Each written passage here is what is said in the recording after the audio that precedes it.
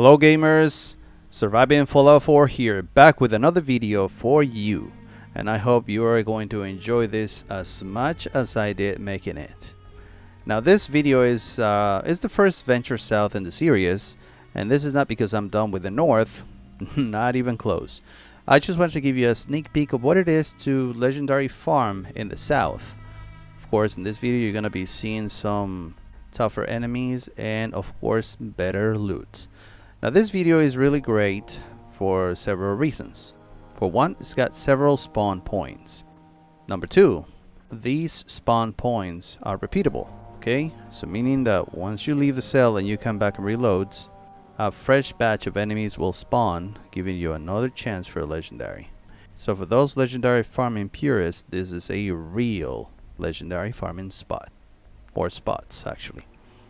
And number three is because Egret Tours Marina is smack dab in the middle of this legendary run that I'm going to show you, and that is a major plus. Now as you can see, we're starting off from Diamond City, and the reason for that is because I wanted to give you a sense of place and direction, although at this point I'm pretty sure everybody knows where Egret Tours Marina is, but nonetheless I wanted to show you. Alright, let's dive right into it. Now I have to say, I had already started this run, but I had to come back to Diamond City to get rid of an illness that I picked up along the way. I was on the road and some ghoul hit me, one hit, and got me infected. Anyways, as you continue on this road leading from Diamond City, by this red card is the first random encounter.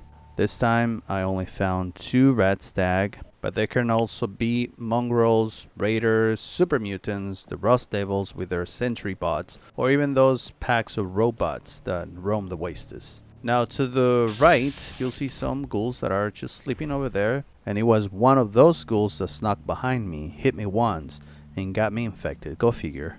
And then I killed it. There it is. Anyways, right after the house that you saw on the left, there are always 2 rat stag that are hanging around here, and one of them can be a legendary if you're at the right level. See, I found this legendary here that had a hunter's sledgehammer. This is something that I don't pursue, so I'm just gonna leave it alone. We're just gonna continue on this road going south, and to the right is Coast Guard Pier. That is Super Mutant Central, so we're gonna leave it alone for the moment.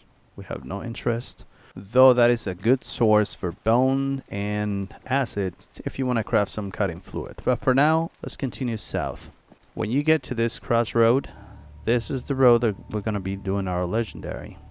To the west is the first random encounter spot that we're gonna find, and then directly south is the marina. Alright, let's start the legendary farming show. Now this first random encounter spot by the bus, by the bridge with the bus, is really good. Not only it cycles through a lot of different enemies, except, ooh, we have a legendary first try, nice. This one not only cycles through a lot of different enemies, also there is a magical suitcase that I'm going to show you in a moment. But first, let's deal with the matter at hand and see what kind of a drop we get from this mutt. Like I said, here you'll find mongrels, you'll find raiders, bugs, roaches. Well, roaches are bugs, but all kinds of enemies, synths even, or different enemies fighting each other. The only thing that I haven't seen here is the big animals like the Deathclaw, the Yowai, or the rat scorpions. Okay, we got a Ghoul Slayer combat armor. You know what? Let me make a quick parenthesis here because I want to show you how lucky you can get at this one. See, we have a legendary mongrel and a legendary raider. 2 for 1. Easy. Yeah, it was. It was really easy. Now, granted, the items in question are very crappy. Yes, of course. But it goes to show that this is a very general spot. Now, remember I told you about that magical suitcase? Well, it's right here. And what this suitcase does is every time you reload the cell, the suitcase will have 3 new armor pieces. So all you have to do is see if you can swap for something better and put the discarded items back into the suitcase. That way, they will be gone forever. On the flip side, don't put anything you actually want to keep and store, because anything you put in there is going to be a goner. Now, to continue with this run, we need to get across this river. And the best way to minimize the radiation intake is from this very corner, you look up, sprint as you jump, and as you hit the water, jump up again. You're gonna land on the rocks, thus minimizing your radiation exposure. Keep in mind though, any radiation exposure, no matter how small, can get you sick. Alright, now that we're on the other side, as you come to this crossroad, if you look south, that is super mutant territory. You can see the Gorbags. And to the north is that little station where you can listen to, I think it is Trinity Station. Also be careful, if you wander north, by that blue card there is a rat scorpion. But we're gonna leave it alone because it's not really good for legendary farming. Now let me show you on the map where we're gonna be doing the run. It's along this road, all the way from east to west and west to east. And to give you a reference, where I have the cursor is Jamaica Plain. Alright? Perfect. Now we're gonna go all the way to the west. You see that freeway in the distance? That's where we're heading. Which is pretty much the edge of the glowing sea. So be careful. Expect some radiation storms here. Also this park that I don't know what the name is. I don't remember. It's just a bunch of ghouls in there. But if you stay on the road, they're gonna leave you alone. I mean, you could also try and see if you can find a legendary in them, but since it's not a respawn, I just leave it alone. You see that break in the freeway? Just right directly below it is a couple of houses. That is another random encounter spot. Now the best way to approach is from the rocks that are to the north of the houses. It'll give you a slightly high ground. Rapid fire is a Mr. Gutsy. Most likely fighting some scavengers. And that beautiful explosion is said to trigger crazy Mr. Gutsy, just blowing up the cars. Why not? Now this is a very small camp. It's just a couple of houses. One of which has a chest of loot. And there's also a cooking station over here, which is pretty convenient because doing the rounds you're going to get a lot of meat. And then you can cook your stuff. Now let me show you what type of enemies you can encounter at this specific spot. Wow. Okay, we have a bunch of super mutants, and that is a legendary brute that is carrying a missile launcher. And by the way, that's the rat storm that I was telling you about.